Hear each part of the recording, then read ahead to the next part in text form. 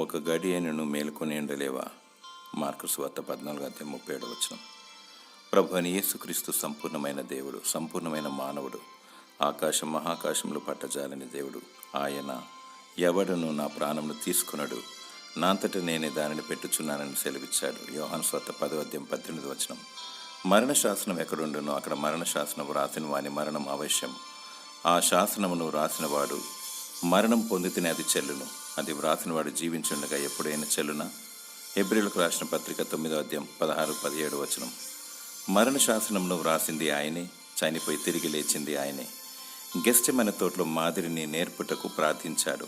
శోధనను జయించుటకు మెలకువగా ఉండి ప్రార్థించుము. విశ్వాస జీవితంలో విజయం కొరకు ప్రార్థించుము.